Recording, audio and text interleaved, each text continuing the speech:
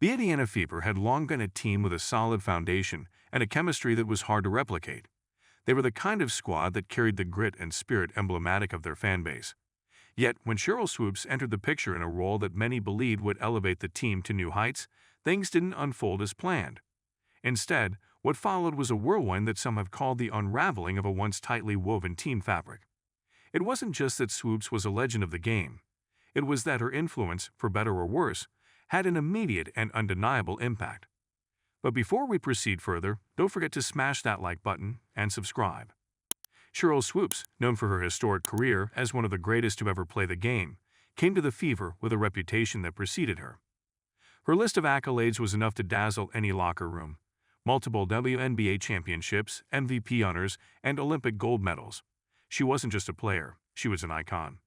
That kind of status brings both respect and weight. When she stepped into her new role with the Fever, her presence alone was enough to shake things up. The question wasn't whether she'd make an impact, but how deep it would go. What began as an experiment in leadership and strategy quickly turned into a season marked by shifts that few could have anticipated. Swoopes' approach was one of intensity, owned by years of playing at the highest levels. For some of the Fever roster, that meant learning under a legend, which was exciting in theory. But in practice, the intensity sometimes became a little too hot to handle. Swoopes was known for having a competitive fire that could light up a stadium. And while that passion was her greatest asset on the court, off the court, it sometimes stoked tension. The locker room, which had always been a place of camaraderie and mutual support, began to feel different. Players who had been with the team for years felt the shift immediately. Practices became more demanding. Swoopes' voice, firm and unwavering, filled the gym. She called out mistakes and demanded perfection, a tone that was reminiscent of her playing days. But this wasn't the same environment. This was a team made up of players who needed more than just an iron will to thrive. The feedback loop shifted from positive to pressure-packed. Some players responded well, feeding off the challenge. They saw Swoopes as a beacon of the championship mindset they craved, but others faltered. The change in dynamics exposed cracks that had never been visible before. This wasn't just another season. This was a season where every move was scrutinized. The result? Miscommunication, misplaced efforts, and morale that started to dip by the time the season began picking up steam. The team's flow, once organic, became rigid.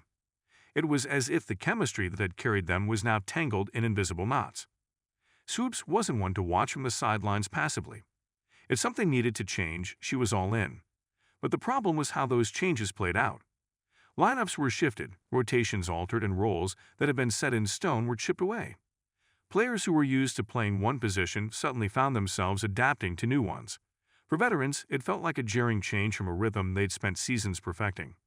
For the younger players, it was like trying to learn the game all over again, but under the eyes of a legend who expected nothing short of the best. The tension spilled into games. The Fever, who had always been known for their tenacity, began to show signs of internal friction. Missed passes turned into frustrated glances. Bench interactions that once hummed with encouragement grew quieter. In post-game interviews, the smiles seemed forced, the words careful. It wasn't that the team lacked skill. It was that they were struggling to find cohesion in the storm of change. Swoopes, with her sharp eyes and no-nonsense demeanor, was at the center of it all, unintentionally pulling at the threads of a delicate balance. There was a moment during a particularly tough mid-season game that seemed to capture the essence of the upheaval. The Fever were trailing, and Swoopes' voice rang out louder than any buzzer. She shouted instructions, trying to rally the team with her trademark intensity.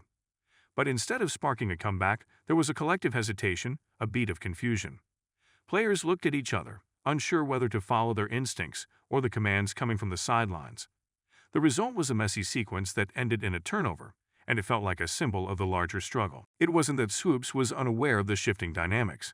If anything, she tried to adjust, leading into more one-on-one conversations and pulling players aside for quiet words of encouragement. But there was a gap between understanding a problem and fixing it, and that gap proved harder to bridge than expected. The players respected her. How could they not? But respect and synchronization aren't the same, and the latter was slipping through their fingers. The Fever's identity had always been tied to teamwork, to a sense of unity that gave them an edge even when the odds were against them.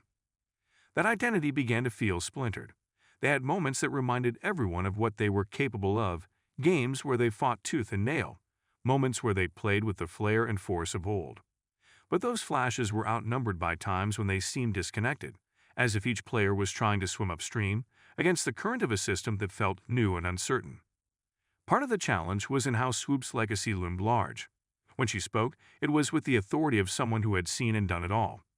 But her experiences at the top of the game were different from those on the roster who were still finding their footing or those who had been role players for most of their careers. Bridging that difference required more than just telling players what needed to happen. It required meeting them where they were, understanding their mindset, and moving forward together. That connection proved elusive. As the season wore on, the pressure built. The standings became a weekly reminder that the new methods were underperforming. Frustration trickled down from the starters to the last seat on the bench. Even the most steadfast members of the team began to feel it. Whispers turned into conversations. People wondered if the new direction was worth the upheaval it had brought. Swoopes, without feeling the weight of her decisions, pressed on, determined not to step back from the storm she had unwittingly stirred. There were small moments where her old self showed through in a different light.